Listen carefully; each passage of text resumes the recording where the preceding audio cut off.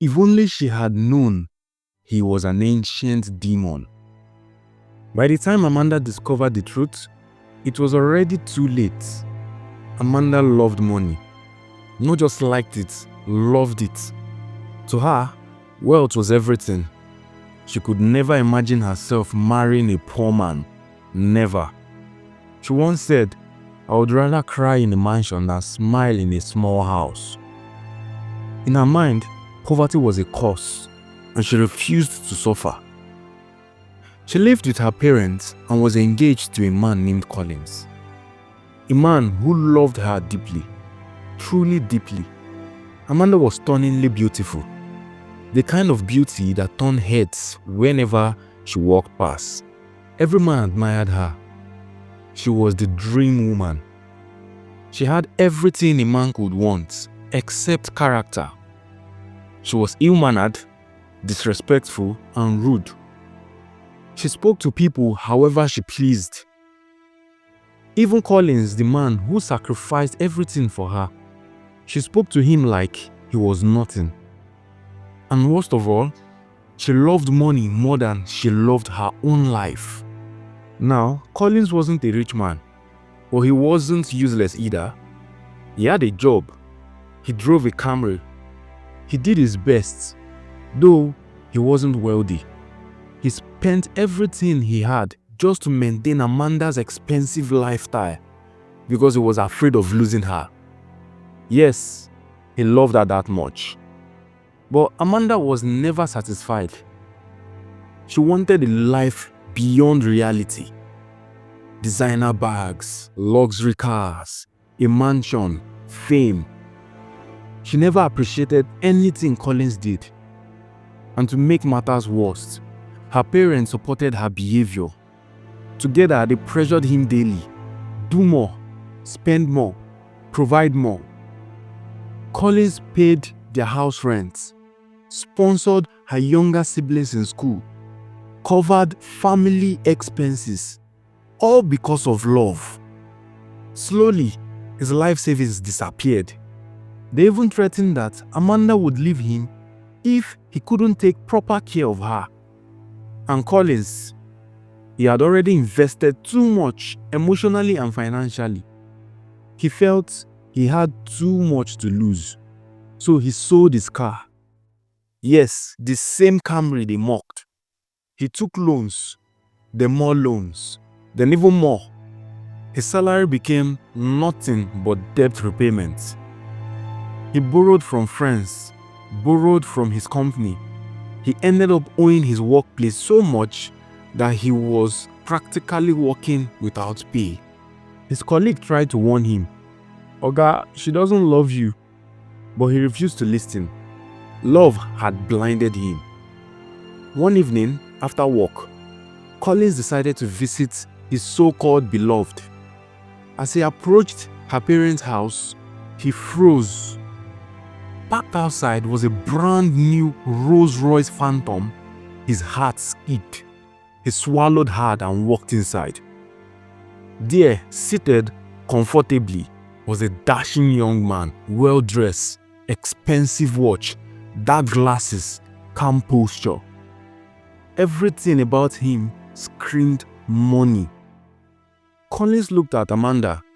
"Who is this?" he asked. No reply. He turned to her parents. "What's going on?" They all avoided his eyes. After a few seconds of silence, Amanda finally spoke. She looked at the handsome stranger and said casually, "Sorry, babe. He's just a nobody. I didn't even know why he's here." A nobody. Collins felt something tear inside his chest. "Just a nobody? What are you talking about?" he stammered. Her mother snapped. "Shut up, my friend. An intentional man has come to ask for her hand in marriage. They met only 3 days ago and he already bought her a car. That Rolls Royce you see outside, it belongs to her." Then she added with venom, "Not like some loser driving one stupid Camry." Those words destroyed him. He broke down and wept right in their front. But then, he looked at the man again. and suddenly he stopped crying. The man sat there, completely expressionless, still, calm, wearing dark glasses. Something felt wrong, very wrong.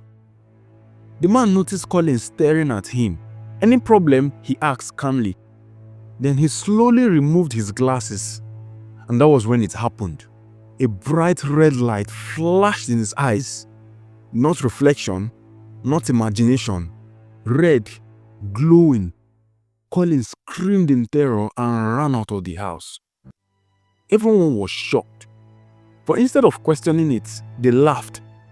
"He has finally gone mad," they said. No one suspected anything but the strange man. He wasn't sure whether Collins had truly seen his eyes that were never meant to be visible to human. He remained calm, collected, almost cold. The family didn't suspect a thing. Why would they now? They were blinded by money. Soon, he began showering them with gifts, large transfers of money, expensive items, luxury trips. Amanda was finally living the life she always dreamed of. With her new ride, she cruised around town proudly, drawing attention everywhere she went. Other girls envied her. They wished they could trade places. Her family moved into a mansion. Luxury became their new normal. But here's the strange part. Not once did they ask where he got his money from. Not once did they question what he did for a living. They didn't care. Money was enough. Instead, they mocked Collins, calling him a wretched failure. But if only they knew. Meanwhile, Collins was traumatized. After what he saw, he locked himself inside his house for 2 weeks. He was terrified he might run into that man again. His colleagues covered for him at work, telling the company he was seriously ill. They even secured sick leave on his behalf. They visited him often. He tried to explain what he saw, but they assumed heartbreak had damaged his mind. Finally, after 2 weeks, they convinced him to return to work. He still had massive debts to pay. He had no savings, no car, nothing. His friends supported him with food and small amount of money so he could survive while slowly paying his debts. But things were about to get worse. 2 days later, his landlord threw him out of the house. He was 2 months behind on rent. Everything was collapsing. But even in his darkest moments, he was lucky. His friends took him in so he wouldn't end up on the streets. And that was how the man who once sacrificed everything for love became homeless. One fateful day, Collins was returning from work. He was passing through a mall when he saw something that made him slow down. A car, not just any car, a very familiar one. He stopped walking. Wasn't that the same car that had been bought for my ex? Why would it be here? His chest tightened. He moved closer, pretending to check his phone, but his eyes were fixed on the mall entrance. And then he saw her, Amanda. She stepped out of the mall. Behind her was a strange man walking calmly. Collins felt the air leave his lungs. What are they doing here? He quickly hid behind a car, trying not to be seen. Maybe he could observe. But then something happened.